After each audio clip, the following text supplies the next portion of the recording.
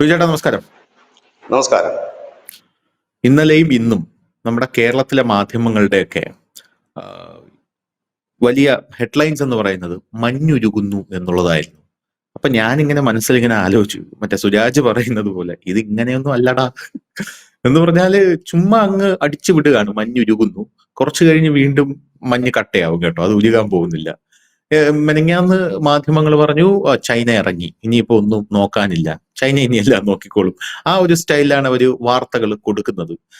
അപ്പോ ഇപ്പോ വരുന്ന റിപ്പോർട്ടുകൾ പറയാം. കഴിഞ്ഞ ദിവസം ട്രംപ് പറഞ്ഞിട്ടുണ്ടായിരുന്നു, അതായത് ട്രംപ് ഒന്ന് ഭയന്നിട്ടുണ്ട്. കാരണം ട്രംപിനെ അവിടെ എല്ലാവരും വളഞ്ഞിട്ട് ആക്രമിക്കുകയാണ്. അത് കഴിഞ്ഞ ദിവസം ഒരു പോളൊക്കെ വന്നിരുന്നു. ആ പോളില് ട്രംപ് എന്നല്ല, ട്രംപിന്റെ പാർട്ടി പോലും ഇനി വരാൻ സാധ്യതയില്ലെന്നാണ് ആ പോളിൽ പറയുന്നത്. കാരണം അത്രയ്ക്ക് ആന്റി ഇൻക്യുംബൻസി ആയി അവിടെ, ജനവിരുദ്ധ വികാരം അലയടിക്കുകയാണ്. പോരാത്തതിന് പണപ്പെരുപ്പം, തൊഴിലില്ലായ്മ, പിന്നെ ഇന്നെന്തോ ഒരു റിപ്പോർട്ട് വന്നിട്ടുണ്ട്, ജനങ്ങൾ തെരുവിലേക്ക് ഇറങ്ങുന്നു, അങ്ങനെ എന്തോ പറഞ്ഞ റിപ്പോർട്ട് വന്നിട്ടുണ്ട്. ഞാനത് മറന്നുപോയി, രാവിലെ വായിച്ചതാണ്.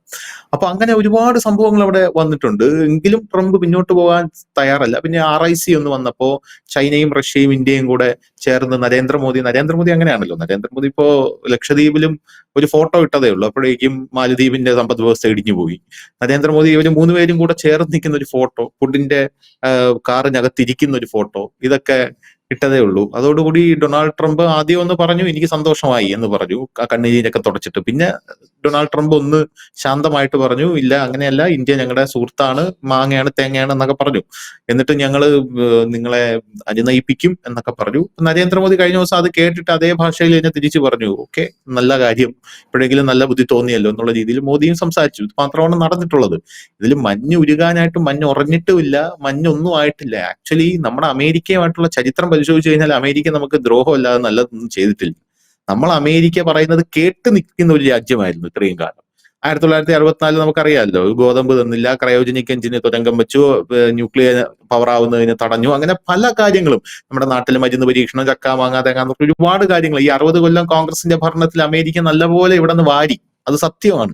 പിന്നെ 2014 വന്നപ്പോഴാണ് അതിനൊരു തടയിട്ടത്. ഇനി അങ്ങനെ വാരണ്ട, ഇനി നമ്മുടെ ഒരു മാർക്കറ്റ് ഉണ്ടല്ലോ, ആ മാർക്കറ്റിന് ഒരു വിലയുണ്ട്, ആ വില ഞങ്ങൾ പറയും എന്ന് പറഞ്ഞു. ഇപ്പൊ വ്യാപാര കരാറൊന്നും ഇങ്ങോട്ടേക്ക് വരുന്നില്ല, വ്യാപാര കരാർ വേണ്ട എന്നൊക്കെയാണ് പറയുന്നത്. അപ്പൊ അത് വല്ലാതെ അമേരിക്കയെ ചൊടിപ്പിച്ചിട്ടുണ്ട്. ഇതിൽ മഞ്ഞ് ഉരുകാനും ഇല്ല, മഞ്ഞ് ഒലിച്ചു പോകാനും ഒന്നുമില്ല. അമേരിക്ക എങ്ങനെയാണോ അത് തന്നെയാണ് അമേരിക്ക. പക്ഷെ ഇന്ത്യയാണ് മാറിയത്. യഥാർത്ഥത്തിൽ ഇന്ത്യയാണ് അമേരിക്കയോട്, ഞാൻ അങ്ങനെയാണ് കാണുന്നത് കേട്ടോ. അമേരിക്കയല്ല നമ്മളോട് കാർക്കശ്യം കാണിക്കുന്നത്. അമേരിക്ക എല്ലാ കാലത്തും കാണിക്കുന്നത് പോലെ അമേരിക്ക ഡിമാൻഡ് ഇട്ട് നിൽക്കുന്നു, നമ്മൾ അതിലും വലിയ ഡിമാൻഡ് ഇട്ടു, അമേരിക്ക ഞെട്ടിപ്പോയി. അത് മാത്രമേ ഇപ്പൊ നടന്നിട്ടുള്ളൂ. അപ്പോ നരേന്ദ്രമോദിയെ അമേരിക്കയിലേക്ക് ഡൊണാൾഡ് ട്രംപ് വിളിപ്പിക്കുന്നു. നേരത്തെ ഒരു ആസിയാൻ സമ്മിറ്റിൽ വെച്ച് മീറ്റ് ചെയ്യും എന്നൊരു വാർത്ത വന്നിരുന്നു, മലേഷ്യയിൽ വെച്ച്. എനിക്കറിയില്ല മീറ്റ് ചെയ്യില്ലേ എന്ന്. ഇപ്പൊ അമേരിക്കയിലേക്ക് വിളിപ്പിക്കുന്നു എന്ന് കേട്ടിട്ടുണ്ട്. നരേന്ദ്രമോദി പോകുമോ അമേരിക്കയിലേക്ക്? നരേന്ദ്രമോദി അങ്ങനെ അമേരിക്കയിലേക്ക് പോയി കഴിഞ്ഞാൽ ഈ ഡൊണാൾഡ് ട്രംപിന്റെ വാക്കറിയാമല്ലോ, വാക്കും നാക്കൊക്കെ അങ്ങനത്തെ ഒരു ഇതാണ്. അപ്പോൾ അവിടെ വെച്ച് നരേന്ദ്രമോദിക്ക് ഒരു അപമാനം നേരിടേണ്ടി വരുമോ എന്നൊരു ഭയമൊക്കെ അന്തർധാരയിൽ സജീവമാണ്. കാരണം വിളിച്ചു വരുത്തി അപമാനിക്കാൻ ഡൊണാൾഡ് ട്രംപിനെ കഴിഞ്ഞിട്ടേ ഉള്ളൂ. അയാൾ അങ്ങനത്തെ ഒരു ആളാണ്. അപ്പൊ നരേന്ദ്രമോദി അങ്ങനെ എങ്ങാനും ഒരു അപമാനം നേരിട്ട് കഴിഞ്ഞാൽ പിന്നെ നമ്മുടെ കയ്യിലൊന്നും ഇത് നിൽക്കത്തില്ല എന്നുള്ളതും വേറൊരു പ്രധാനപ്പെട്ട കാര്യമാണ്. എന്ത് തോന്നുന്നു ഈ നരേന്ദ്രമോദിയുടെ ഈ അമേരിക്കൻ യാത്രയെ സംബന്ധിച്ച്? പിന്നെ അടുത്തത് ട്രംപ് ഒന്ന് മറ്റേ അവനെ കാണാൻ പോകുന്നുണ്ട്, ദക്ഷിണ കൊറിയയിലെ നേതാവിനെ, അതും കൂടെ ചേർത്തിട്ട് എന്താണ് തോന്നുന്നത് ഇതിൽ? സത്യത്തിൽ ഈ ട്രംപ് എന്താ ചെയ്യുന്നത് ആർക്കും ഒരു പിടുത്തമില്ല. പിന്നെ നമ്മൾ എപ്പോഴും പറയുന്നൊരു കാര്യമുണ്ട്, നമ്മുടെ രാജ്യത്തെ സംബന്ധിച്ച്, നമ്മളെ എല്ലാ രാജ്യങ്ങളെ സംബന്ധിച്ച് ഈ നയതന്ത്ര ബന്ധത്തിലായാലും ബന്ധങ്ങളിലായാലും സ്ഥിരമായി മിത്രമോ ശത്രുവോ ഇല്ല. ഇന്ന് അതെ. ഇപ്പോൾ കാണുന്ന മിത്രം നാളെ ശത്രുവാകാം, നാളത്തെ ശത്രു മിത്രവുമാകാം. അങ്ങനെയാണ് ഇതിന്റെ ഒരു പോളിസി. കാരണം ഇതിനകത്തൊരു സ്ഥിരത ഒന്നിനുമില്ല. കാരണം ഓരോ രാജ്യത്തിനും ഓരോ നിലപാടുകളുണ്ട്. ആ നിലപാടനുസരിച്ച് ആ രാജ്യത്തിന് പോകാൻ പറ്റും, അവരെ കുറ്റം പറയാൻ പറ്റില്ല. അമേരിക്കയ്ക്ക് അമേരിക്കയുടെ നിലപാടുകളുണ്ട്. അവരുടെ നിലപാട് എന്ന് പറഞ്ഞാൽ ഇന്ത്യയെ രക്ഷിക്കുക എന്നുള്ളതല്ലല്ലോ. ഇന്ത്യയുടെ നിലപാടും അമേരിക്കയ്ക്ക് പണം ഉണ്ടായി കൊടുക്കുക എന്നുള്ളതല്ല. രണ്ടുപേർക്കും രണ്ട് നിലപാടുകളാണ്. പിന്നെ ചേരാവുന്നിടത്തൊക്കെ ചേർന്ന് പോവുക, ഒന്നിച്ച് സഹകരിച്ച് പോവുക എന്നുള്ള ഒരു നയത്തിന്റെ ഭാഗമാണിത്. അപ്പൊ ഇന്നലെ എല്ലാവരും പറഞ്ഞു മഞ്ഞുരുകുന്നു എന്ന് പറഞ്ഞു. മഞ്ഞുരുകുക എന്നുള്ളതല്ല അതിനകത്തെ വിഷയം. കഴിഞ്ഞ ദിവസങ്ങളിലെല്ലാം അമേരിക്കയിലെ ചില അവരുടെ പാർട്ടിക്കാർ തന്നെ പറയുന്നു, ട്രംപ് വ്യക്തിപരമായ ചില ഈഗോസ് നയതന്ത്രത്തിൽ ബന്ധിപ്പിക്കുന്നു. അതായത് പുള്ളിക്ക് ഇഷ്ടപ്പെടാത്ത കാര്യങ്ങൾ അത് നയതന്ത്ര ബന്ധമായി ഇരു രാജ്യങ്ങൾ തമ്മിലുള്ള ബന്ധത്തിന് അകൽച്ച ഉണ്ടാക്കുന്നു എന്നൊക്കെ പറഞ്ഞു. ഒരുപക്ഷെ എനിക്ക് തോന്നുന്നു ഇപ്പോഴത്തെ ഒരു ടെൻഷൻ റിലീസ് ചെയ്യാനും ഇപ്പൊ അമേരിക്കയിൽ ഇപ്പൊ ഉരുണ്ടുകൂടുന്ന, ധനുഷ് സൂചിപ്പിച്ച ഉരുണ്ടുകൂടുന്ന ചില പ്രക്ഷോഭങ്ങളും എന്താണ് പറയുന്ന ആ ഒരു ജനവിരുദ്ധതയും ഒന്ന് തണുപ്പിക്കാനും വേണ്ടിയിട്ട് ട്രംപ് ചെയ്തൊരു പൊടിക്കൈയായിട്ട് ഞാൻ ഇതിനെ കാണുന്നുള്ളൂ. അതായത് മോദി മഹാനാണ്, മോദി ഒരു ഇതാണ് എന്നുള്ളത്. പക്ഷേ ഇന്ത്യ അതിന് നല്ലൊരു മറുപടിയാണ് നൽകിയത്. കാരണം ഇതിൽ നിന്ന് വ്യക്തമാകുന്ന കാര്യം, അവർ ചൊറിയുമ്പോൾ ഇന്ത്യ ഒന്നും പറയാറില്ല, പ്രവർത്തിക്കാറാണ് ഉള്ളത്. അവർ എണ്ണ വാങ്ങരുതെന്ന് പറയുന്നു, പിറ്റേ ദിവസം നമ്മൾ അതിന്റെ ഇരട്ടി എണ്ണ വാങ്ങുന്നു. ഇല്ലെങ്കിൽ അങ്ങനെയാണ് നമ്മൾ ചെയ്യുന്നത്, നമ്മളൊന്നും പറയാറില്ല. പക്ഷെ ഇതിനകത്ത് മാന്യമായ രീതിയിൽ നമ്മൾ പ്രതികരിച്ചിട്ടുണ്ട്. പിന്നെ ഈ മാസം അവസാനം, ഈ മാസം 26-ന് ശ്രീ നരേന്ദ്രമോദി ഐക്യരാഷ്ട്രസഭയുടെ പൊതുസമ്മേളനത്തെ അഭിസംബോധന ചെയ്ത് സംസാരിക്കേണ്ടതായിരുന്നു. പക്ഷെ ഇപ്പൊ നമ്മൾ ഇവിടെ ഇരിക്കുന്നതിന് തൊട്ട് മുമ്പ് വന്നിരിക്കുന്ന ലേറ്റസ്റ്റ് അപ്ഡേറ്റ് എന്തെന്ന് ചോദിച്ചു കഴിഞ്ഞാൽ, അതിൽ പ്രസംഗിക്കുന്നവരുടെ പട്ടികയിൽ നരേന്ദ്രമോദി ഇല്ല, പകരം എസ് ജയശങ്കറാണ് പോകുന്നത്, നമ്മുടെ രാജ്യത്തെ പ്രതിനിധി. നേരത്തെ തന്നെ പറഞ്ഞിരുന്ന എസ് ജയശങ്കറാണ്. ഇന്നിപ്പോ പ്രസംഗിക്കുന്നവരുടെ ലിസ്റ്റ് പുറത്തു വന്നിട്ടുണ്ട്, അതിനകത്ത് ശ്രീ എസ് ജയശങ്കറാണ്. അപ്പൊ അതുകൊണ്ട് അമേരിക്കയിലേക്ക് പോകുന്നു എന്നുള്ള കാര്യത്തിന് നമുക്കിപ്പോ തൽക്കാലം വിരാമമിടാം, അങ്ങോട്ടേക്ക് പോകുന്നില്ല. അതൊന്ന്. രണ്ടാമത്തെ കാര്യം, പോകുന്നില്ല എന്ന് തീരുമാനിച്ചു കഴിഞ്ഞു. എസ് ജയശങ്കറിന്റെ പേര് അവർ പ്രസിദ്ധീകരിച്ചിരിക്കുന്ന സ്ഥിതിക്ക് പിന്നെ അത് വെട്ടിയിട്ട് മോദിയുടെ പേര് ചേർക്കുമോ എന്ന് എനിക്കറിയില്ല. അതിന് സാധ്യതകൾ കുറവാണ്. കാരണം ട്രംപിനെ നമുക്ക് നമ്പാൻ പറ്റത്തില്ല. കാരണം ട്രംപ് ഒരുപക്ഷെ മോദിയെ ഒരു 10 കിലോമീറ്റർ അകലെ വെച്ച് കണ്ടാലും എന്തെങ്കിലും അഭ്യാസം കാണിക്കും, പറയും ഞാൻ ഇവിടെ നിന്ന് പറഞ്ഞു, പുള്ളി അവിടെ നിന്ന് കേട്ടു, പുള്ളി എല്ലാം ഓക്കെ ആയിട്ടുണ്ട്, നമുക്ക് 0 താരിഫ്, റഷ്യയുടെ എണ്ണ നാളെ നിർത്തും, ചൈനയെ ചവിട്ടിക്കൂട്ടുമെന്ന് മോദി പറഞ്ഞു എന്നൊക്കെ പറയുന്ന ഒരു വിടുവായനാണ്. അതുകൊണ്ട് പോകാനുള്ള സാധ്യതയില്ല. ഒന്ന്. രണ്ടാമത്തെ കാര്യം, ട്രംപിന്റെ പുതിയ നീക്കം നമ്മളെ സംബന്ധിച്ച് ഒരുപാട് സംശയം ജനിപ്പിക്കുന്ന കാര്യമാണ്. ഒന്ന്, നമ്മുടെ IT സെക്ടർ, നമ്മൾ ഇന്നലത്തെ ചർച്ചയിൽ ഇത് പറഞ്ഞിരുന്നു. നമ്മുടെ IT സെക്ടർ, കാരണം അമേരിക്കൻ കമ്പനികൾ കൂടുതലായി ഔട്ട്സോഴ്സ് വർക്കുകൾ നൽകുന്നത് ഇന്ത്യൻ കമ്പനികൾക്കാണ്. അത് എന്താണെന്ന് ചോദിച്ചു കഴിഞ്ഞാൽ, അവരുടെ ഔദാര്യം കൊണ്ടല്ല, അവർക്ക് വളരെ ലാഭത്തിൽ കുറഞ്ഞ ചെലവിൽ ഔട്ട്സോഴ്സിംഗ് വർക്ക് ചെയ്തു കൊടുക്കുന്നത് ഇന്ത്യയിലെ IT കമ്പനികളാണ്. പിന്നെ അവർ തായ്ലൻഡ് പോലുള്ള സ്ഥലങ്ങളിലും ഒക്കെയാണ് അവർ അവരുടെ കൂടുതലായിട്ടുള്ള ഔട്ട്സോഴ്സ് കൊടുക്കുന്നത്. പക്ഷേ ഇന്ത്യക്കാണ് അവർ ഫസ്റ്റ് പ്രിഫറൻസ് കൊടുക്കുന്നത്. കാരണം എൻ്റെ ബ്രദറിനും ഒക്കെ ഔട്ട്സോഴ്സിംഗ് കമ്പനി ഉള്ളതാണ്, അപ്പോൾ നമുക്കറിയാം. പക്ഷേ അമേരിക്കയിൽ നിന്നുള്ള ഔട്ട്സോഴ്സ് അല്ല, അത് വളരെ കുറഞ്ഞൊരു എമൗണ്ട് ആണ് കിട്ടുന്നത്. അവർ രാവും പകലും ഇരിക്കണം, കാരണം അവിടുത്തെ സമയമൊക്കെ അഡ്ജസ്റ്റ് ചെയ്ത് സ്റ്റാഫ് ഇരിക്കണം. അപ്പം ഈ കുറഞ്ഞ ചെലവിന് ഇത് ചെയ്ത് കിട്ടുന്ന ഒരേ ഒരു സ്ഥലമാണ്. കാരണം അമേരിക്കയിലെ വൻകിട ബിസിനസ്സുകാരുടെ എല്ലാ ഔട്ട്സോഴ്സിംഗ് വർക്ക് ഇവിടെ തന്നെയാണ് നടക്കുന്നത്. അപ്പൊ ഇതിന് താരിഫ് വർദ്ധിപ്പിച്ചു കഴിഞ്ഞാൽ ഒരു കുഴപ്പം എന്തെന്ന് ചോദിച്ചു കഴിഞ്ഞാൽ, ഇത് നമുക്ക് നഷ്ടം ഉണ്ടാകും, ഇതിനോടൊപ്പം തന്നെ അമേരിക്കയ്ക്കും വലിയ നഷ്ടം ഉണ്ടാകും. കാരണം അവിടുത്തെ ബിസിനസ്സുകാരെ സംബന്ധിച്ച്, ഇപ്പം ഞാൻ എപ്പോഴും പറയാറുണ്ട്, ഈ പൈസ മുടക്കുന്നവനെ സംബന്ധിച്ച് അവന് ലാഭമാണ് പ്രധാനം. അതല്ലാതെ ശരി, അവൻ രാജ്യത്തിനോടൊപ്പം നിൽക്കും, പക്ഷെ അപ്പം രാജ്യം അവന് വേണ്ടിയിട്ടുള്ള ഒരു വഴി കൂടെ തുറന്നു കൊടുക്കണം. ഈ ഔട്ട്സോഴ്സിങ്ങിന് വലിയ രീതിയിലുള്ള താരിഫ് ഉയർത്തി കഴിയുമ്പോൾ സ്വാഭാവികമായിട്ട് അവിടെ അമേരിക്കയിലുള്ള കമ്പനികൾ ശരി, ഞങ്ങൾ അവരുമായിട്ടില്ല, നിങ്ങൾ പകരം ഒരു ഓപ്ഷൻ ഞങ്ങൾക്ക് തരൂ, എവിടെ ഞങ്ങൾക്ക് ഈ റേറ്റിന് ചെയ്തു തരാൻ പറ്റുമെന്നുള്ളത്. ട്രംപ് ഇപ്പോൾ ഉദ്ദേശിക്കുന്നത് അമേരിക്കയിൽ തന്നെ ഈ ഔട്ട്സോഴ്സ് ചെയ്യണമെന്നാണ്. ഓക്കെ, ഞാനൊരു ഉദാഹരണം പറയാം. ഇന്ത്യയിൽ ചില വർക്കിനൊക്കെ 20,000 രൂപയൊക്കെയാണ് ഒരു ഔട്ട്സോഴ്സിന് കിട്ടുന്നത്. ഈ 20,000 രൂപ ഒരു പ്രൊജക്റ്റിന് വെച്ചിട്ട് ഒരാൾക്ക് അമേരിക്ക നിന്നാൽ എത്ര ഡോളർ കിട്ടും? ഒരു $200-250 കിട്ടുമെന്ന് കരുതുക. $250 കിട്ടിയാൽ ജീവിക്കാൻ പറ്റുമോ? അവിടെ കടത്തിനെ പോലും കിടക്കാൻ പറ്റുമോ? ഇല്ല. അപ്പൊ അവരെ ഒരാളെ ഇവിടുന്ന് പർച്ചേസ് ചെയ്യാനും അവർക്ക് കഴിയില്ല. ഇനി അത് മറ്റൊരു രാജ്യത്തേക്ക് കൊടുക്കുമ്പോൾ ഈ റേറ്റിന് അവിടെ നടക്കുമോ? ഇല്ല. പിന്നെ ഇത് ആരവിടെ പോയിരുന്നത് ഇത് ചെയ്തു കൊടുക്കും? കാരണം അവർക്ക് അവരുടെ ഒരു പൗരനെ വെക്കുമ്പോൾ ഈ റേറ്റിനൊന്നും നടക്കത്തില്ല. ഇന്ത്യയിൽ ഈ ഔട്ട്സോഴ്സ് കൊടുത്തിട്ട് അവർ വിളിച്ച് ഷൗട്ട് ചെയ്യുന്നതൊക്കെ അവിടെ നടക്കത്തില്ല. ചിലപ്പോൾ ഷൗട്ടിന്റെ രീതി മാറിപ്പോയി കഴിഞ്ഞാൽ അപ്പൊ കേസായി, കാര്യങ്ങളായി. ഇവിടെ പിന്നെ ആ വിഷയങ്ങളൊന്നുമില്ല. അപ്പം ഇങ്ങനെയുള്ള കാര്യങ്ങളാണ് ഇതിൽ നടക്കുന്ന സാധനം. അപ്പൊ അതിന് വെക്കും എന്ന ഒരു കാര്യങ്ങൾ അവരുടെ ഉദ്യോഗതലത്തിലുള്ളവർ പറയുന്നു. രണ്ടാമത്തെ കാര്യം, ദക്ഷിണ കൊറിയയിലേക്ക് ഒക്ടോബർ മാസം, ഇതിപ്പോ സെപ്റ്റംബർ ആണല്ലോ, ഒക്ടോബർ മാസം ശ്രീ ട്രംപ് ദക്ഷിണ കൊറിയ സന്ദർശിക്കുന്നു എന്നുള്ളതാണ് ഏറ്റവും പ്രധാനപ്പെട്ട വാർത്ത. ഇതിനിടയിൽ വന്ന നമ്മുടെ മറ്റൊരു വാർത്ത, ആസിയാൻ രാജ്യങ്ങളുടെ ഉച്ചകോടിയിൽ നരേന്ദ്രമോദി പതിവായി പങ്കെടുക്കുന്നതാണ്. ആസിയാൻ ഉച്ചകോടിയിൽ, ആ ഉച്ചകോടിയിൽ ട്രംപ് എത്തുന്നുണ്ട്. അവിടെ വെച്ചൊരു കൂടിക്കാഴ്ച നടക്കും എന്നുള്ളതാണ്. അതും ഒക്ടോബറിലാണ്. അത് ഒക്ടോബർ 29-ന്. അതിന് മുൻപായിരിക്കും ഒരുപക്ഷെ ട്രംപ് ദക്ഷിണ കൊറിയയിലേക്ക് പോകുന്നു. ദക്ഷിണ കൊറിയ വഴി ആസിയാൻ രാജ്യങ്ങളിലേക്ക് എത്തുക, അവിടെ പരിപാടിയിൽ കൂടെ പങ്കെടുത്ത് പോകാനായിരിക്കും. ഈ ദക്ഷിണ കൊറിയയിലേക്ക് ട്രംപ് എത്തുന്നതിന് വലിയ പ്രാധാന്യമുണ്ട്. കാരണം അത് നിലവിൽ നമ്മൾ കണ്ടതാണ്. കുറച്ച് ദിവസം മുമ്പ് ചൈനയില് ചൈന കിങ് ജോങ് ഉൻ നടത്തിയ അവരെല്ലാം പങ്കെടുത്തൊരു വലിയ പരേഡ് നടക്കുകയുണ്ടായി. അപ്പൊ ആ കിങ് ജോങ് ഉൻ ഒരു താക്കീത് നൽകുക, ചൈനയ്ക്ക് ഒരു താക്കീത് നൽകുക, ഞങ്ങൾ ദക്ഷിണ കൊറിയയിലേക്ക് ഞങ്ങളുടെ താവളമുണ്ട്, ഇല്ലെങ്കിൽ ഞങ്ങൾ അവരുടെ പിന്നിൽ സ്ട്രോങ് ആയിട്ട് നിൽക്കുന്നു എന്ന് ഒരു വെല്ലുവിളിയാണത്.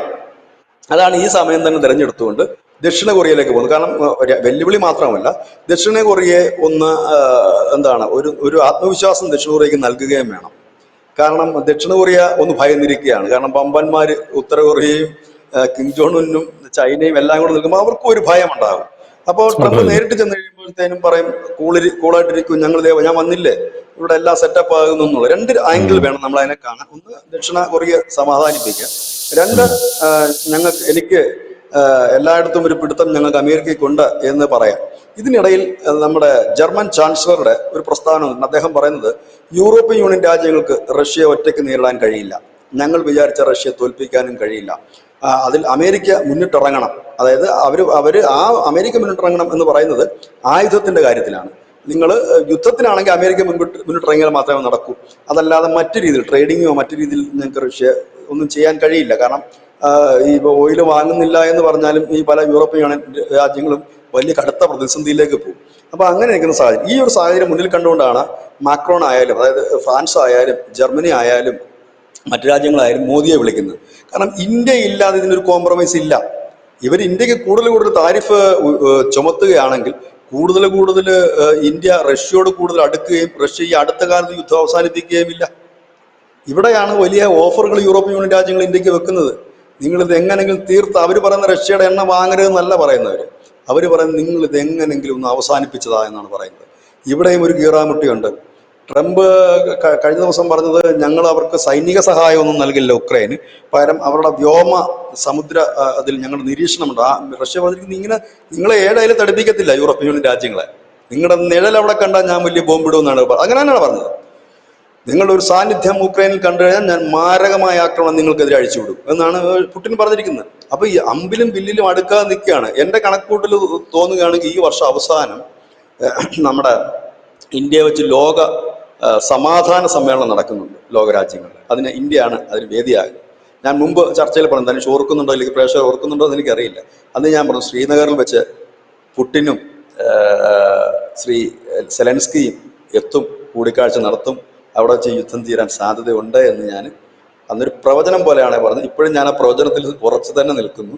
ഇത് ഡിസംബർ ആകുമ്പോഴത്തേക്ക് ഇതിനൊരു ഒരു ഒരു ഒതുക്കം കിട്ടാനുള്ള സാധ്യതയാണ്. അപ്പോഴത്തേനും ഏതാണ്ടൊക്കെ ഒരു ലെവലാകും കാര്യങ്ങൾ, ഒരു വഴിയാകും. എവിടെയെങ്കിലുമൊക്കെ അടിയിടിയൊക്കെ നടക്കും, ഒരു വഴിയാകും. ഡിസംബർ ലോക സമ്മേളനം നടക്കുന്നുണ്ട്, അത് ഇന്ത്യ വെച്ചാണ്. അത് ശ്രീനഗറാണ് അതിന് വേണ്ടിയിട്ടുള്ള വേദിയായിട്ട് കേന്ദ്ര സർക്കാർ പ്ലാൻ ചെയ്യുന്നതാണ് അന്ന് കേട്ടിരുന്നത്. അത് ഇപ്പം ഞാൻ പറഞ്ഞിട്ട് ഇപ്പോൾ ഒരു വർഷം 8 മാസത്തിന് മുമ്പാണ് ഞാനത് പറഞ്ഞിരുന്നത്. ഇപ്പോഴും ഞാനത് തന്നെ പറയുന്നു, അതിനാണ് ഇപ്പോഴും സാധ്യത കാണുന്നത്. ഒരു പ്രവചനം പോലെ ഞാൻ പറയാം, എനിക്ക് അങ്ങനെ തോന്നുന്നു. കാരണം ഇതിന്റെ ഒരു പരിസമാപ്തി ഇന്ത്യ തന്നെ ആയിരിക്കും നടത്തുന്നത്. കാരണം ട്രംപ് ഇപ്പോൾ നോബൽ പ്രൈസിന്റെ മോഹമൊക്കെ വിട്ടു. പുള്ളി പറഞ്ഞു ഞാൻ അല്ല, ഇന്ന് ചെയ്യുന്നില്ല. ജർമ്മൻ ചാൻസലർ പറഞ്ഞിട്ടുണ്ടല്ലോ, German chancellor drops truth bomb എന്ന് പറഞ്ഞാണ് ആ വാർത്ത വന്നിരിക്കുന്നത്. Europe cannot pressurise Moscow without India എന്നാണ് പറഞ്ഞിരിക്കുന്നത്. അതായത് ഇന്ത്യ ഇല്ലാതെ യൂറോപ്പിനൊന്നും ചെയ്യാൻ പറ്റില്ല, മോസ്കോയെ നമുക്ക് പ്രഷർ ചെയ്യാൻ പറ്റില്ല എന്ന് യൂറോപ്പിന്റെ ജർമ്മൻ ചാൻസലറാണ് പറഞ്ഞിരിക്കുന്നത്. ഇപ്പൊ ന്യൂഡൽഹി വഴി തന്നെയാണ് ഇതിന്റെ സമാധാന ചർച്ചകളെല്ലാം പോകുന്നത്. എന്തിനു പറഞ്ഞ അമേരിക്ക വരെ പറഞ്ഞില്ലേ? വലിയ അത്ഭുതം തോന്നുന്നത് കേൾക്കുമ്പോൾ. സത്യം പറഞ്ഞാൽ എങ്ങനെ ഇത് നടക്കും എന്നുള്ളതാണ് എന്റെ അത്ഭുതം കേട്ടോ. അത് ഇവര് പറയുന്നത് ഞങ്ങൾ ഇന്ത്യയെ പ്രഷറൈസ് ചെയ്ത് ഇന്ത്യയെ കൊണ്ട് ചെയ്യിക്കുമെന്നാണ്. അങ്ങനെ ചെയ്യിക്കാൻ ഇവന് പുളിക്കും എന്നാണ് നാട്ടുകാർ പറയുന്നത്. അതാണ് എന്റെ ഡൗട്ട്. അല്ല, ഇതാണ് ഈ ട്രംപിന്റെ കുഴപ്പം. അത് തന്നെയാണ്. ഇത് ഇന്ത്യ വഴിയേ നടക്കൂ ഇത്. കാരണം ഇന്ത്യയും ചൈനയും രണ്ട് രാജ്യങ്ങളുണ്ട്. ഇവര് എണ്ണ വാങ്ങിക്കുന്ന, ഈ ട്രംപ് കണക്കൂട്ടുന്ന അവർ എണ്ണ വാങ്ങിക്കുന്നത് നിർത്തിക്കഴിഞ്ഞാൽ ട്രംപ് ഈ യുദ്ധം നിർത്തും എന്നാണ്. ഇവർ എണ്ണ വാങ്ങുന്നത് ഇവരുടെ പ്രഷറിലാണിത്. എണ്ണ വാങ്ങുന്നത് നിർത്തിയെന്ന് കരുതുക. അമേരിക്കയുടെ പ്രഷറിൽ ഇന്ത്യ എണ്ണ വാങ്ങുന്നത് നിർത്തിയത്. പുടിൻ അടുത്ത സമയം ചെയ്യുന്ന കാര്യം എന്തായിരിക്കും ഊഹിക്കാനുള്ളതേ ഉള്ളൂ എല്ലാവർക്കും. അടുത്ത അയാളുടെ മിസൈൽ പോകുന്നത് എങ്ങോട്ടേക്കായിരിക്കും? ഈ നാറ്റോ രാജ്യങ്ങളുടെ ഏതെങ്കിലും ഒരു ഹെഡ് ഓഫീസിലേക്ക് തന്നെ അയാൾ അടിച്ചു കൊടുക്കും. അയാൾ ആദ്യം അത് പറഞ്ഞല്ലോ, ഞങ്ങളുടെ പങ്കാളികളുടെ അടുത്ത് ഭീഷണിപ്പെടുത്തുകയൊന്നും ചെയ്യരുത്, ഭീഷണിപ്പെടുത്തി ഞങ്ങളുടെ സ്വഭാവം മാറുമെന്ന് പുള്ളി പറഞ്ഞു കഴിഞ്ഞിട്ടുണ്ട്. അതല്ലേ അവർ ആദ്യം ആലോചിക്കുന്നത്. ഈ ട്രംപിന്റെ എന്താ പറയുന്നത് ബുദ്ധിമോശത്തരമാണത്. ഇന്ത്യ പ്രഷർ ചെയ്ത് കഴിഞ്ഞാൽ ഉടനെ തന്നെ യുദ്ധം തീരുമെന്ന്. അതുകൊണ്ട് എന്ത് പറ്റും? ഇന്ത്യ കൂടുതൽ എണ്ണ വാങ്ങുന്നു, അവർ കൂടുതൽ ഡിസ്കൗണ്ട് തരുന്നു. ഇതാണ് സംഭവിക്കുന്ന കാര്യം. അതിലും ഭേദം ഈ യൂറോപ്യൻ യൂണിയൻ രാജ്യങ്ങൾ ഇപ്പോൾ ഇടപെട്ടത് ഒരു നല്ല വഴിയാണ്. അവരെന്തുകൊണ്ട് ഇപ്പോൾ ഇതിനകത്ത് ചെയ്യാൻ കഴിയുന്ന കാര്യം, ഇതില് ഈ രണ്ടു കൂട്ടരെയും റഷ്യയെയും ഒപ്പം തന്നെ സെലൻസ്കിയെയും വിളിച്ചിരുത്തിക്കിട്ട് ഇന്ത്യയുടെ ഒരു ഒരു മധ്യസ്ഥതയിലും ഇത് സമാധാനപരമായി നമ്മളത് മുമ്പ് ചർച്ച ചെയ്തിട്ടുണ്ട്. ധനുഷിന് ഓർമ്മ കാണുമല്ലോ, പണ്ട് നമ്മൾ ചർച്ച ചെയ്തത് മോദി അത് വരുമെന്ന് സാധ്യത കൂടുതലാണ്. അപ്പോൾ അതിന് മുൻപോട്ട് വെക്കാൻ പോകുന്ന എനിക്ക് തോന്നുന്ന ഒരു ഐഡിയ, ഒരു പക്ഷേ ഈ ഐക്യരാഷ്ട്രസഭയുടെ സമാധാന സേനയുണ്ട്, എല്ലാ രാജ്യങ്ങളും ഉള്ളതാണ്. അതൊരു പക്ഷേ പുടിൻ അംഗീകരിക്കാൻ സാധ്യത കൂടുതലാണ്. പക്ഷെ അത് സെലൻസ്കി അംഗീകരിക്കുമെന്നറിയാം. അത് നല്ലൊരു ഓപ്ഷനാണ്. നാറ്റോ സഖ്യത്തിന്റെ ഒരു ഇതല്ല, ഈ സമാധാനം എല്ലാ രാജ്യങ്ങളുടെയും ഒരു സേന. അതിപ്പോൾ പലയിടത്തും ഉണ്ടല്ലോ, ലെബനിലടക്കം പലയിടത്തും ഉണ്ട്, ആഫ്രിക്കൻ രാജ്യങ്ങളുടെ. അത് ചിലപ്പോൾ ഒരു ഓപ്ഷനായിട്ട് വെക്കാം. രണ്ടാമത്തെ കാര്യം, ഈ പിടിച്ചെടുത്ത സ്ഥലങ്ങൾ, അതിലെന്തായാലും പുടിൻ വിട്ടുവീഴ്ച ചെയ്യില്ല. ആ പിടിച്ചെടുത്ത സ്ഥലങ്ങളെ സംബന്ധിച്ചാണെങ്കിൽ ഇപ്പോൾ ഇന്നലെ തുടങ്ങിയ ഒരു സംഘർഷവുമല്ല. അപ്പോൾ അതിന്റെ ന്യായാന്യായങ്ങൾ നോക്കി വിട്ടുകൊടുക്കുക എന്നുള്ളതേ ഉള്ളൂ. പകരം ചെയ്യാൻ പറ്റുന്ന കാര്യം ഉക്രൈനും മറ്റ് രാജ്യങ്ങളെല്ലാം ചേർന്നിട്ട് വലിയ രീതിയിലുള്ള വ്യാപാര കരാറുകൾ ഒപ്പിടുകയും വലിയ രീതിയിലുള്ള സാമ്പത്തിക സഹായം ചെയ്യുകയും വേണ്ടി വരും. ഇതായിരിക്കാം മൂന്ന് ഓപ്ഷൻ ഇന്ത്യക്ക് വെക്കാൻ കഴിയുന്ന ഒരു ഓപ്ഷൻ. അല്ലാതെ ഇപ്പൊ ഇന്ത്യ എണ്ണ വാങ്ങാതിരുന്നുകൊണ്ടൊന്നും പുട്ടിന് ഈ യുദ്ധം തീർക്കത്തൊന്നുമില്ല. ഇന്ത്യയെ പ്രഷർ ചെയ്ത് കഴിഞ്ഞാൽ ഇന്ത്യയെ കൂടെ വെറുപ്പിക്കാന്നേ ഉള്ളൂ ട്രംപിന്. അതുകൊണ്ടാണ് യൂറോപ്യൻ യൂണിയൻ രാജ്യങ്ങൾ ഒക്കെ മോദിയോട് സംസാരിക്കണമെങ്കിൽ ട്രംപിനോട് കൂടി ആലോചിക്കാതെ പല രാജ്യങ്ങൾക്ക് സംസാരിക്കാൻ കഴിയില്ല. അപ്പം ട്രംപ് പറഞ്ഞു കാണും, എന്റെ കയ്യിൽ നിന്നൊക്കെ ഇത് പോയി, ഇനി അങ്ങേരെ കൊണ്ട് വല്ലതും നടക്കുമെന്ന് നിങ്ങൾ ചോദിക്കുക, എനിക്ക് ചോദിക്കാൻ ഒരു മടിയുണ്ട് എന്നതുകൊണ്ടായിരിക്കും വിളിച്ച് ചോദിച്ചത്. അതുകൊണ്ടാണ് ഓപ്പണായിട്ട് ജർമ്മൻ ചാൻസലർ പറഞ്ഞത് ഇന്ത്യ അല്ലാതെ ഇത് നടക്കില്ല എന്നുള്ള കാര്യം. ഇതൊക്കെ കൊണ്ടാണ് ട്രംപ് കുറച്ച് അയഞ്ഞു തരുന്നത്. ഇന്ത്യയും അതേ നാണയത്തിൽ തന്നെയാണ് മറുപടി കൊടുത്തത്. അല്ലാതെ ട്രംപ് ചിരിച്ചു കാണിക്കുമ്പോഴത്തേന് ഓടിച്ചെന്ന് കെട്ടിപ്പിടിക്കുന്ന ഒരു നയമല്ലത്. കാരണം ട്രംപാണ്, നമുക്കൊന്നും പറയാൻ പറ്റത്തില്ല. ഇന്നലെ ട്രംപ് അത് പറഞ്ഞെങ്കിൽ ഇന്നത് മാറ്റി. ഇന്ന് വന്നിരിക്കുന്ന വാർത്ത, ഇന്നലെ തന്നെ വന്ന വാർത്തയാണ് ഈ IT സെക്ഷനിൽ ഇത് ചെയ്യുമെന്ന്, നമ്മുടെ ഔട്ട്സോഴ്സ് വർക്കുകൾ ഉയർന്ന താരിഫ് ഉയർത്തുമെന്ന്. വൈകുന്നേരം ആകുമ്പോൾ ട്രംപ് എന്താ പറയുന്നത് നമുക്ക് അറിയില്ല. ചൈനയെ നമുക്ക് നമ്പാൻ പറ്റത്തില്ല. അതാണ് ഞാൻ പറഞ്ഞത്, നമുക്ക് അപ്പോഴപ്പോഴുള്ള സിറ്റുവേഷൻ അനുസരിച്ച് മുമ്പോട്ട് പോകുന്നതാണ് ഇപ്പൊ ലോക രാജ്യങ്ങളുടെ മുഴുവൻ നയതന്ത്ര ബന്ധം. അതല്ലാതെ ഒരു 10 വർഷത്തേക്കുള്ള ബന്ധങ്ങളൊന്നും തന്നെ ഇല്ല. അമേരിക്കയെ സംബന്ധിച്ച് അമേരിക്കക്ക് ഒരു വലിയ താങ്ക്സ് ആണ് ഇന്ത്യൻ ജനത പറയേണ്ടത്. കാരണം അമേരിക്കയുടെ ഈ മുഖം, യഥാർത്ഥ മുഖം പുതിയ തലമുറയ്ക്ക് അറിയില്ലായിരുന്നു. അതിനെ അറിയിച്ചു കൊടുക്കാൻ കഴിഞ്ഞു. 74-ല് 98-ൽ ഉപരോധം അവർ ഏർപ്പെടുത്തിയിട്ടുണ്ട്. ഉപരോധങ്ങളും സാമ്പത്തിക ഞെരുക്കങ്ങളും ഒക്കെ തന്നിട്ടുള്ള രാജ്യമാണ് അവര്. പക്ഷെ നമ്മൾ കഴിഞ്ഞ ഒരു 10-25 വർഷമായിട്ട് നമ്മൾ ഒരു നല്ല ബന്ധത്തിലാണ് നമ്മൾ അവരോട്ട് പോകുന്നത്. ആ ബന്ധത്തിന് തകരാറൊന്നുമില്ല. അപ്പൊ ട്രംപ് വന്നത് കൂടുതൽ ആ രാജ്യവുമായിട്ട് നമുക്ക് പ്രശ്നങ്ങളൊന്നും തന്നെ ഇല്ല. ഈ ട്രംപ് എന്ന് പറയുന്ന ഒരു വ്യക്തി അതിനകത്ത് ഉണ്ടാക്കുന്ന ചില തലവേദനകളാണ്. ട്രംപിന്റെ ഭാഷയിൽ പറഞ്ഞാൽ ഇത് ചില നിമിഷങ്ങൾ മാത്രമുള്ള ചില വിഷയങ്ങളാണെന്നാണ് അദ്ദേഹം പറയുന്നത്. എന്നാണ് അദ്ദേഹം പറയുന്നത്, അറിയില്ല. ഏതായാലും അതിനെ വിശ്വാസത്തിലെടുക്കാൻ ഇന്ത്യ പൂർണ്ണമായും തയ്യാറായിട്ടില്ല. ഇന്ത്യ അത് സസൂക്ഷ്മം നിരീക്ഷിക്കുകയാണ്. അമേരിക്കയുടെ നിലപാടും കാര്യങ്ങളും ട്രംപാണ്, ഒന്നും പറയാൻ കഴിയില്ല. ഇന്ന് പറയുന്ന ട്രംപ് അല്ല, വൈകുന്നേരം പറയുന്നത്, വൈകിട്ടല്ല നാളെ. ഇതാണ് അവസ്ഥ. ഏതായാലും കാര്യങ്ങൾ ഒരു സംഘർഷത്തിലേക്ക് തന്നെയാണ് പോകുന്നത്, യാതൊരു സംശയവുമില്ല. കാരണം ഈ ദക്ഷിണ കൊറിയൻ സന്ദർശനവും കാര്യങ്ങളും ഒക്കെ തന്നെ ഇതിനൊരു സൊല്യൂഷൻ ഉണ്ടാകണമെങ്കിൽ, ഈ റഷ്യ ഉക്രൈൻ സൊല്യൂഷൻ ഉണ്ടാകണമെങ്കിൽ ഇനി ഇന്ത്യ ഇല്ലാതെ നടക്കില്ല എന്നുള്ള കാര്യം ലോകത്തിന് മുഴുവൻ ബോധ്യമായി. ഇനി ട്രംപ് എന്തു പറഞ്ഞാലും എങ്ങനെ പറഞ്ഞാലും അത് ബോധ്യമായി കഴിഞ്ഞിരിക്കുന്ന ഒരു കാര്യവുമാണ്.